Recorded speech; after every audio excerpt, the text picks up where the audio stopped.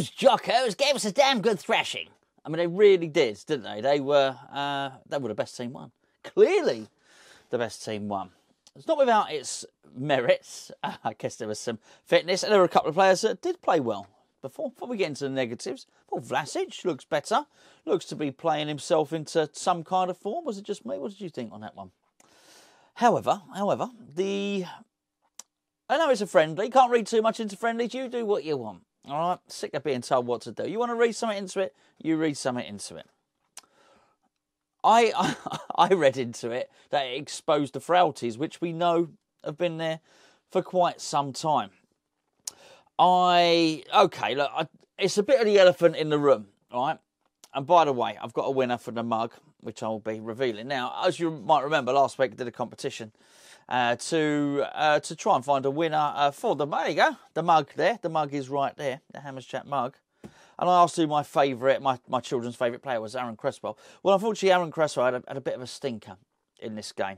And if it was just an isolated game, then I wouldn't be too bothered about it at all. But it's not just an isolated game at all. If David Moyes was ever in any doubt that he needed to go and purchase a left-back, I think that might have cemented the opinion that he does need to go and get a left-back from what he saw against Rangers. And if that's the case, it won't be any bad thing. I'm not saying Cresswell's career is over. Far from it. I think he's still got quite a lot to offer to West Ham. He's still, technically a very, very good footballer. But I think as our first choice left back, he's going to get targeted. Somebody posted some, I don't know, nasty comments, but last season, obviously, he got sent off in the quarter-final, if you remember, got a red card in the quarter-final, missed a game. Then he got a red card in the semi-final, missed a game. And somebody left a comment saying you shouldn't be picking on Cresswell. I wasn't picking on him. I like him. I do. I say my children's favourite player. But there was a case of, I think he was almost suggesting he's got enough credit in the bank, you shouldn't be saying anything about him. And I think if we start to ignore the evidence before our eyes, then it makes it difficult to even just to praise a game of football. You'd just be giving everyone a 10 out of 10, wouldn't you? Just think, well, we're West Ham, we're a West Ham channel, everyone gets 10 out of 10. Well, it's not really like that, is it? I thought Cresswell was bad. It really was bad. He wasn't the only one, by the way, but I just think as a force in terms of a first choice left back of where we probably want to go, which is quarterfinals, semi-finals, a European game, and make no mistake about it, Rangers are that. Rangers were finalists. We were playing a really good team in Rangers. So quick, weren't they? Really quick and incisive, technically good on the transition, very sharp. My word, we lack pace in our team. Anyway, I know I talk about that a lot. Maybe conversation for another day, quite possibly. But at the top level, which is what we want to be at, basically, we probably need a new left back, a senior left back, basically. Somebody that is the first choice there. So I thought that, he was exposed at that. Probably should talk about Agerd, who, I mean, this is how West Ham is this? We sign a player as a left-sided centre half to cover for the left-centered. He can only smell with his left nostril. The left-sided central half who got injured in Ogbonna. And the new one gets injured as well. How West Ham is that? That's the West Ham way, right there. Oh, I was absolutely gutted for him. I mean, do you see how it was like could you get a hematoma on your ankle? I don't know. But it was a massive, big old lump, right? It looked like a broken ankle. Or so it looked bad, didn't it? I wouldn't be surprised if he's out for quite some time. Weeks, certainly. And I was gutted for him, really. Look, he was basically trying to recover from his own error. But aside from that, I thought he looked really good. It was actually a really good recovery. So that ain't great either. I think Diop didn't cover himself in glory when playing alongside Zuma. It's a real shame because up until the point Agerd got injured, I thought West Ham, by the way, were the best team in the first half. I should probably say that. So it's not like everything was doom and gloom, but I do think enough was highlighted within the parameters of the game for David Moyes to look at it and really probably force through some of the ideas that he's already got. But I thought Zuma was just getting better and better and really growing into things. However, once Agerd went off and he had Diop next to him, Diop didn't play well. So I don't think that particularly helps. I couldn't help but watch it. I think we missed Dawson. There we go, fancy that. I think we've got some issues at fullback, and something that's going to need to be dealt with by Moyes. Can we afford to buy 2? No, probably not. So I think probably Dawson, Soufal and Ashby battling out for the right, and he just needs to get, it can't be Cresswell and Masuaku battling out for the left. He needs to sort something out. Anyway, I've already made that point. Before I go on and talk about the striker, which I'm going to do in just a second, this video is sponsored by the OneFootball app. The OneFootball app, which you can download by clicking that link below or scanning that QR code up there, is packed full of reaction from that Rangers defeat, by the way, which I do think there was a certain amount of gloss with the additional goal by Tomas Soucek, and you can read all about that goal in the OneFootball app. You can read all about left backs we might be linked with in the OneFootball app. You can read all about the strikers I'm just about to talk about because Antonio didn't play particularly well. You can read about all of that in the OneFootball app. You can read just how few fixtures we've got left to get ready before the season in the OneFootball app. And you can probably read in the OneFootball app our Jesse Lingard is still considering that he might move to West Ham if all the planets align. Anyway, it's OneFootball app. It's free. Use the link below. It's a great app, genuinely. I know, a bit sarcastic. It's a great app. Okay, so on to the striker. It's not that Antonio didn't do any good work. The irony is his best work he did when he was on. He sort of pulled out onto the right wing and did some good work there. I thought he was easily handled. He had 2 chances, one of them very good. Played through by Fornals. Lovely ball, actually. Really played the ball well, Fornals. Played through really nicely. A striker finishes that. He just does. He just anyone we've been linked with finishes that. Antonio did. I mean, the goalkeeper came out and spread himself well and so on and so forth. But Antonio should have scored that. There was another one in the second half. All right, okay, it was on his left foot. He had to spin and sort of hit it. But he was near the goal. He was 6 yards away from the goal. Strikers get a shot on target from there. He didn't even do that.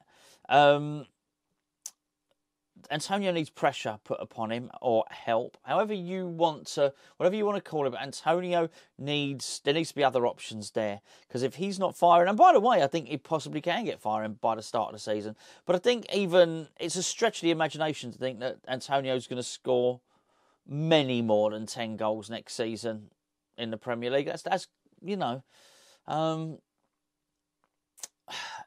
he still has the look of somebody that's learning the trade of striker. And whilst I said what I said about us wanting to be at the top level, I think when you want to be at the top level, I'm not talking about winning the Champions League. I'm talking about, whatever, like Roma did last season, or basically repeating what we did last season. To go to that next level and progress from there, you can't really have someone that's still sort of learning the job. We can't get away with it for another season without a striker. And I'm pretty sure when David Moyes witnessed the misses against Rangers, he probably would have thought, okay, I've got to hurry it up. I've just got to hurry stuff up here. Let's get this Breuer deal done. Let's get this Scamacca, whatever, deal done. Whoever the case may be, let's get strikers in. This has to be done. And I do think it probably forced the issue. And I think the same with Cresswell. That's what I'm saying. I think it may well have highlighted it. Okay, let's get these things over the line. There's also a big lack of creativity in the team as well. The pace I've mentioned. My goodness, I have to sort of stop myself because I know I go on about pace quite a lot. But we are slow. It's the one thing.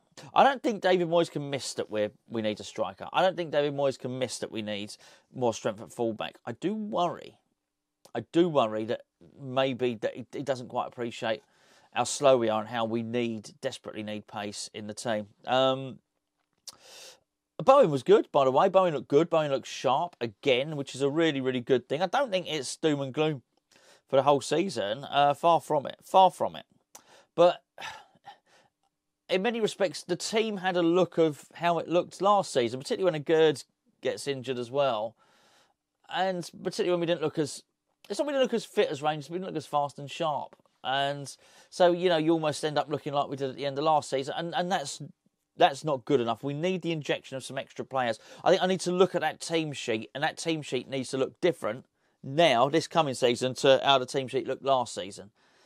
And it doesn't at the moment, and I think you can see it in the team, and you're waiting for some magic to happen, and sometimes it doesn't. And look, the goal came from the set play, of course. I say of course, Soucek scoring. I mean, that's another interesting little twist to the the storyline, is it? To the plot, to the West Ham plot, if you like. Soucek scoring, who's apparently meant to be on his way out.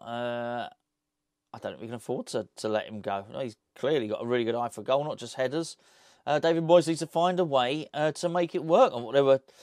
I was quite worried with how frustrated Declan was. Declan, we've got to really try and keep him happy. It's not, I think it makes a case of him for keeping him for long term. But I want to keep him motivated for this season, So I think bringing some other players in is probably quite important now. As I say, not without its positives. Zuma looked like he was getting fitter. Don't forget, last season he got an injury, played through the pain barrier. At the end, he looks like he's starting to come through that. It's gutting about Gerd, but positives. No positives.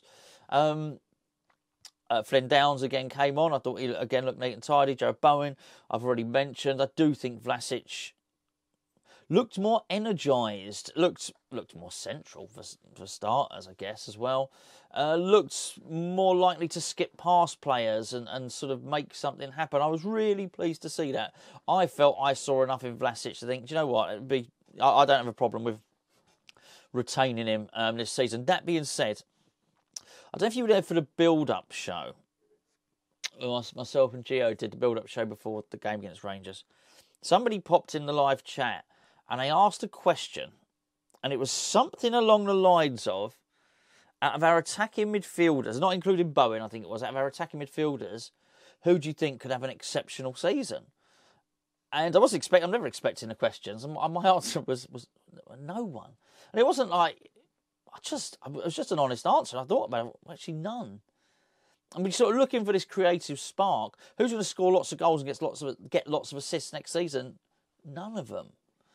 They've all got their roles to play, don't get me wrong. I mean, if Fornells will work hard, Fornells will play in a number of different positions, but he's not going to score 10 goals, is he, next? He's not going to do what Soucek did, for instance, that first season with us, that first full season, scored 10 goals. He's not going to do that.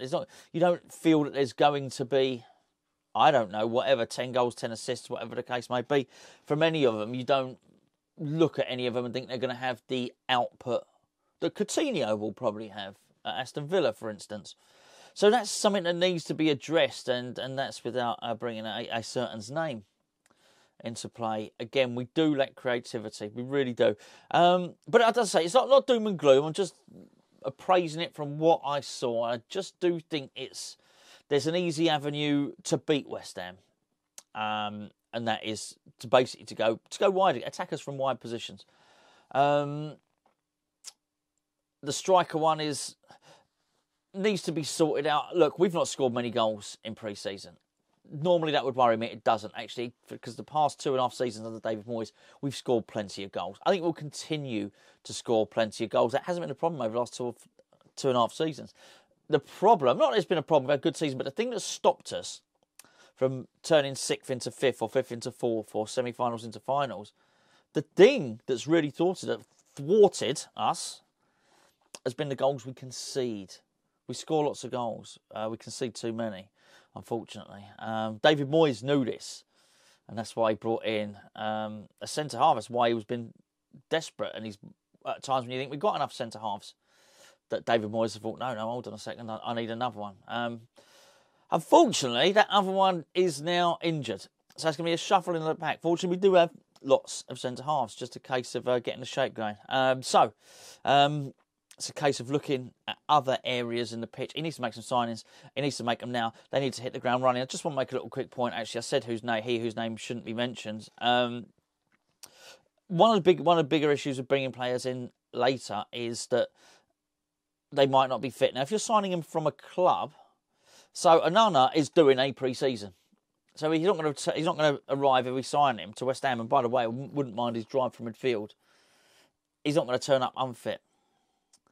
If Lingard comes in anything other than now, he probably won't be fit enough to play in the Man City game because he's not done a pre-season.